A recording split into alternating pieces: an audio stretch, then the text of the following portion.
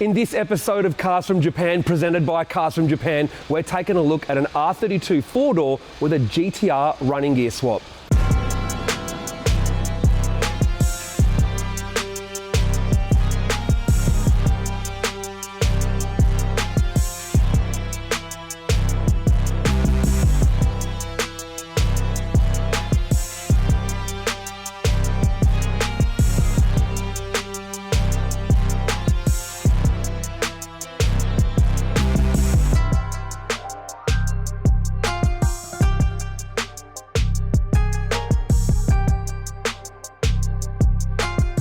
So the first car that we're going to review is something that's, well, pretty close to home for us, an R32 Skyline, but this one is unique for a couple of reasons. It's not just a 4-door, it's a GTS-4 4-door, which means it comes with an RB20 all-wheel drive from factory. Now, you've probably seen plenty of 2-door GTS-4s, but I've only ever seen online a handful of 4-doors, and this is probably the first one I've seen in real life in front of me. Now, that probably sounds pretty dull, an RB20 4-door R32, but with the floor pan being able to accept the all-wheel drive system and the front suspension ready for a swap over to GTR running gear, which is exactly what this has. It has an R34 GTR engine and the matching R34 GTR 6-speed jet drag gearbox, which means this thing is pretty cool. So let's take a look over it and see what else is done to this before we take it for a drive.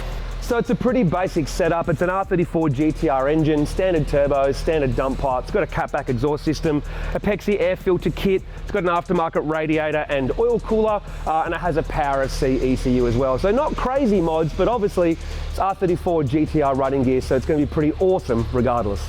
Now, I have a thing for R34 GTR wheels on R32s. I've always loved them, so this is a really good match, but obviously having R34 wheels to match the R34 engine and gearbox. Now, instead of Brembos though, AP Racing brakes up front, which is pretty awesome, and there's 2 piston Brembos up the back as well. So it has the brake upgrade to match the power upgrade. So inside there's plenty of GTR stuff as well. They've put R32 GTR front seats in it, but they have been retrimmed. There is a GTR 320km/h Nismo cluster in here, and they've got the triple gauges in the center as well. So obviously now we can read front torque and oil temperature and boost, as well as voltage, everything that the GTR has. Momo's steering wheel is obviously aftermarket, so is the retrim. There's a boost controller and the Power of C handset.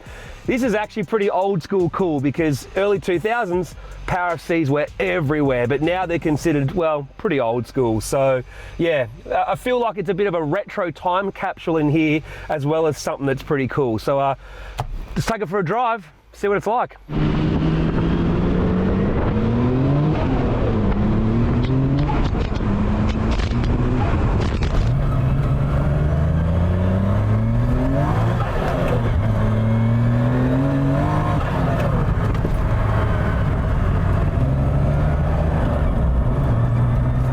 So, first impressions.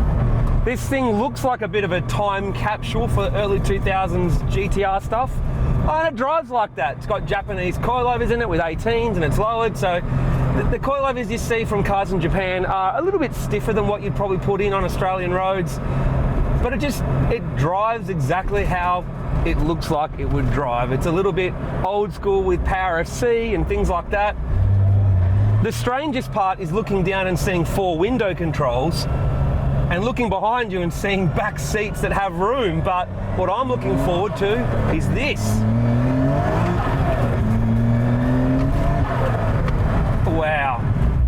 Now, this car hasn't got a ridiculous amount of power. I'd say probably 300 wheel horsepower, standard turbos with Power of C boost controller, but standard downpipes and stuff like that. So it's not ridiculously fast, but the jet drag with 411s just makes it so much fun and so much more drivable than with a 5-speed. The biggest problem with the 5-speed is that, like, even 7,000 RPM in second gear is 100 k's an hour. So just a first, second gear pull is breaking the speed limit in most locations other than a freeway, which can make the GTR very hard to exploit on the road because RB26s, you need to rev them. They're not a low down torque, 2,000, 2,500 RPM punch it type dealio.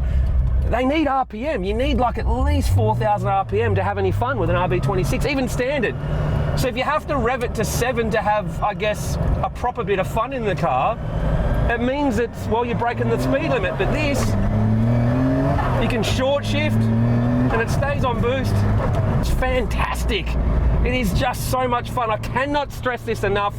There isn't enough Getrag gearboxes in the world for every GTR to have one, unfortunately, but yeah, me personally, I don't know how you could own a 5-speed GTR once you've driven a 6-speed one. They're just so good. I'll show you again.